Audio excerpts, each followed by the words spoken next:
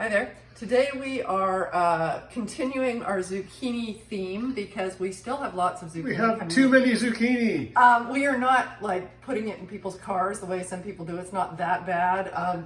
But if you've ever grown zucchini and actually had it produce fruit, because sometimes they die off early and you don't get anything, or you just get flowers or whatever. But once you have two, you tend to have 100, or maybe not 100, but 80. A lot. And ours have gotten pretty big. Ours are yellow this year. And that's not because they're not ripened. No. The species. This particular kind of zucchini is yellow. Do you prefer the taste of these ones, or you don't see any difference? I don't have, there's been no difference whatsoever. They're just, they're actually a little easier to spot in the garden, in amongst all the green leaves. So I like that. I think these ones were called Goldie. And they get massive. You generally don't want to let them get that big. But anyway, this is not a gardening channel. This is a cooking channel. So what we're doing here is loosely based on a Marcella Hazan recipe. She uses butter. We've, over the years, changed it and She uses a combination. And yes, but we're not using butter is my point here. This is actually a vegan recipe. And we use this one a lot. If we're having pasta, if we're having sausages, chances are this is our side, whether it's summertime and we're growing zucchini or if we have zucchini from the store.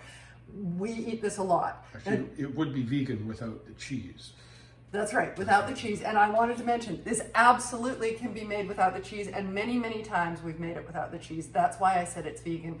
Today we are adding Parmesan to it, but that is an optional addition. So Your thank you. cameraman is very pedantic today. Actually, thank you for that, Rob. I really appreciate the correction there, because I don't want to lead anyone astray, and I don't want to sound like I don't know what I'm talking about. You led me either. astray 20 years ago. I so didn't. That's another story, not for now. So ordinarily, when we get a zucchini, it's, you know, yay long and maybe that big around. And it's a foot and a half, Rob, right? we cut off, please don't go there. We cut off the top and maybe a bit off the tail there, and then we slice it lengthwise. The slices are about 1 centimeter. I'm gonna go with that. Quarter inch for you imperial folks. Yeah. Are people imperial, or is their measurement Imperialist. So, but because this zucchini was about this big and, no lie, that big around. So what I did was I cut it in half, and that half went, after topping and tailing it, that half went back in the fridge. And then that other half, I laid the flat bit down and I did it this way. So instead of having the beautiful ovals, what we have is this sort of odd shape, but it doesn't matter, it won't change the way it tastes. So let's just get on it, right? All I did was slice into these 1 centimeter sizes. You don't peel it, you don't do anything else. Put some oil on a baking sheet, put your zucchini down however it will fit in one layer. You don't want to crowd them. And then the next thing I'm going to do is I'm going to drizzle a little oil here. And you can either use your hands. In this instance, I'm actually going to take our handy dandy brush and brush them. The silicone brushes are awesome.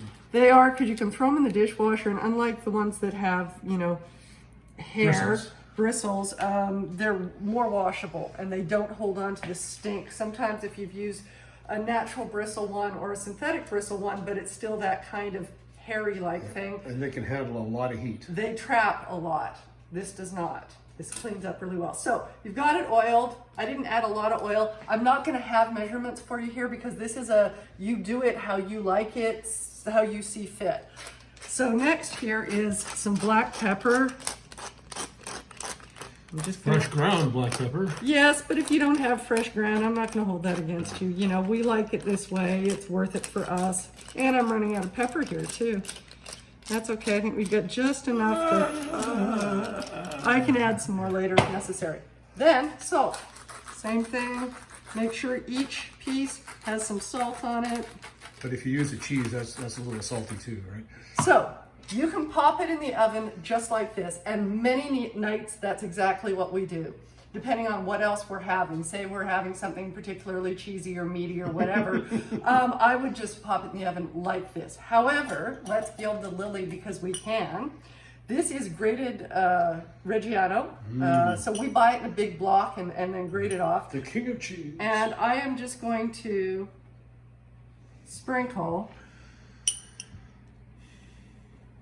some cheese all over. because that just kind of amps up the yumminess. Yeah. Try to get it on the zucchini, but as you can see, I'm not having a great success with that. Especially because we've got these weird spear shapes.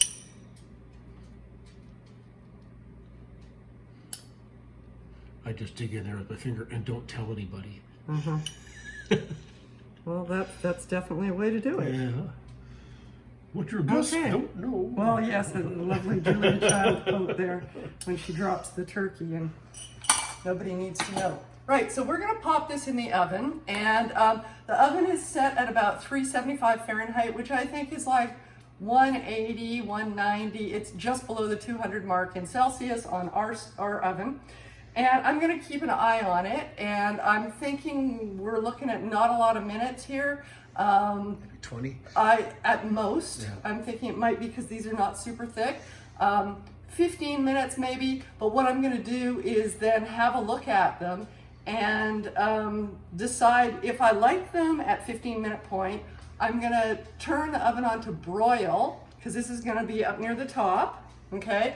And the broiler just adds that little extra browning to the cheese and just makes the nice sort of brown edges and crispy yumminess. Makes life good. It does. You don't have to broil if you don't have a broiler. Your broiler's not working. I know on ovens they often go out, so you don't have to do that. We're roasting them followed by a broil. And actually, if you're one person, you could probably even do this in the toaster oven. You could actually, not a zucchini this size, but a smaller one, absolutely you could do. And a lot of times you can get these, you know, littler zucchinis, so that would be great for one person. So I'm gonna pop this in the oven and we're gonna come back to show you how awesome it looks when it's done. Yay! So it was about 20 minutes roasting in the oven, followed by about 5 minutes under the broiler. Now, Rob thinks they need to be done more than this. I don't, and I'll tell you why.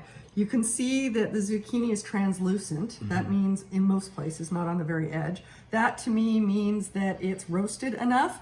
And then we're starting to see some brown and char, and to me that means it's broiled enough. I think Rob would like a little bit longer roast. No, a little bit longer roast for me, and then but it looks lovely. It smells great.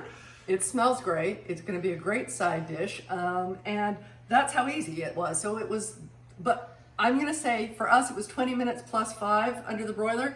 It changes, so you need to keep an eye on it. Start looking at 15. Do it as long as you like. If you want a little browner, pop it under the broiler and keep an eye on it then too, because you don't want it burning.